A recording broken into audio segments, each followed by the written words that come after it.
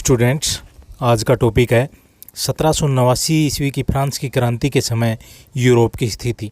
ये मैप से संबंधित क्वेश्चन है। 1789 ईस्वी की फ्रांसीसी क्रांति के समय यूरोपीय महाद्वीप अनेक राज्यों एवं राष्ट्रों में विभक्त था। अधिकतर राज्यों में पैतृक राजतंत्री प्रणाली प्रचलित थी। ये राजा के देवी अधिकारों में विश्वास रखते थे। पहला है ग्रेट ब्रिटेन। यह पश्चिमी यूरोप का एक द्वीप है। स्कॉटलैंड और आयरलैंड भी इसके भाग थे। लंदन इसकी राजधानी थी। यह यूरोप का सबसे समृद्ध देश था। इसे संसार की सबसे सर्वश्रेष्ठ समुद्री एवं औपनिवेशिक शक्ति माना जाता था।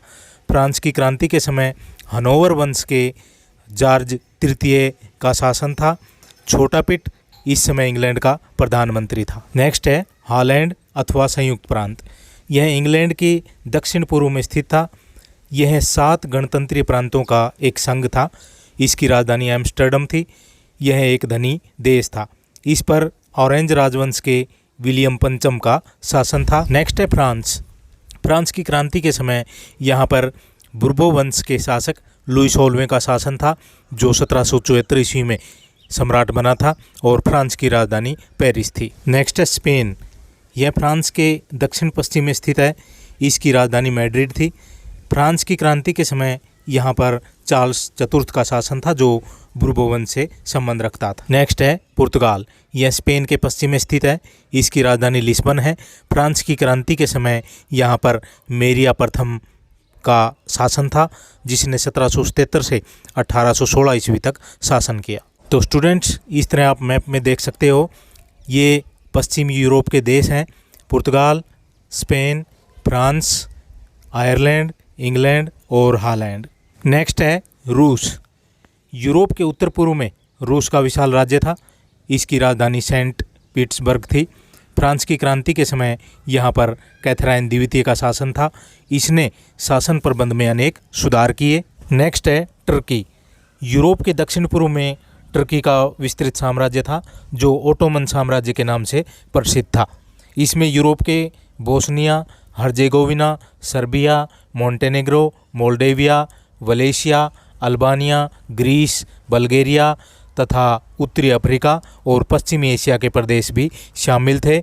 इसकी राजधानी कुस्तुनतुनिया थी। नेक्स्ट है पोलैंड। यह एक विशाल देश था, परंतु 18वीं सदी में इसका पतन हो गया। इसकी दुर्बलता के कारण इसका शक्तिशाली पड़ोसी राज्यों रूस, ऑस्ट्रिया और पर्शिया ने इसके 3 विभाजनों के परिणाम स्वरूप इसके सभी प्रदेश आपस में बांट लिए। तो स्टूडेंट्स, इस तरह आप मैप में देख सकते हो, ये पूर्वी यूरोप के देश हैं: रूस, पोलैंड और टर्की। नेक्स्ट है पवित्र रोमन साम्राज्य।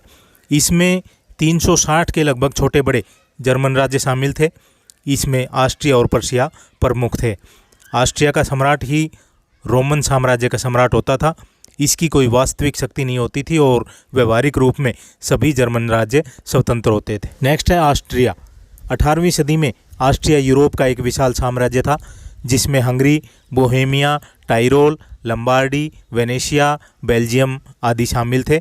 इसकी राजधानी वियना थी। फ्रांसीसी क्रांति के समय यहाँ पर हैप्सबर्ग राजवंश के जोसेफ द्वितीय का शासन था। नेक्स्ट है पर्शिया। ऑस्ट्रिया के उत्तर में पर्शिया का राज्य था। इसकी राजधानी बर्लिन थी। यहाँ होहेनजोलर्न राजवंश का शासन था। 1789 ईस्वी फ्रांस की क्रांति के समय फ्रेडरिक विलियम द्वितीय यहाँ का सम्राट था। नेक्स्ट है इटली। यह छोटे छोटे राज्यों में बटा हुआ था। उत्तर में सार्डिनिया का राज्य था, जिसमें पिडमोंट और शेवाय शामिल थे।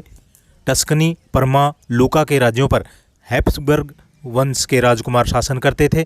केंद्र में पोप का पेपल राज्य था, जिसकी राजधानी रोम थी। दक्षिण में नेपल्स और सिसिली पर बुर्बो वंश के शासकों का अधिकार था। नेक्स्ट है स्विट्जरलैंड। यह गणतंत्री राज्य था, जो अनेक नगर राज्यों का संघ था। नेक्स्ट है स्वीडन। यह यूरोप के उत्तर में था। इसकी राजधानी स्टॉकहोम थी। यहाँ गुस्तावुस तृतीय का शासन था। नेक्स्ट है डेनमार्क नॉर्वे। यह संयुक्त राज्य था। इसकी राजधानी कोपेनहेगन थी। फ्रांस की क्रांति के समय यहाँ पर क्रिश्चियन सप्तम शासन करता था। इस तरह स्टूडेंट आप देख सकते हो, ये मध्य यूरोप के देश हैं: Austria, Persia, Italy, Switzerland, Sweden, Denmark और नॉर्वे। तो स्टूडेंट्स, ये था 1789 फ्रांस की क्रांति के समय यूरोप। जो BA 6th सेम के लिए उपयोगी हैं। ज़्यादा से ज़्यादा स्टूडेंट्स को शेयर करें। Thank you.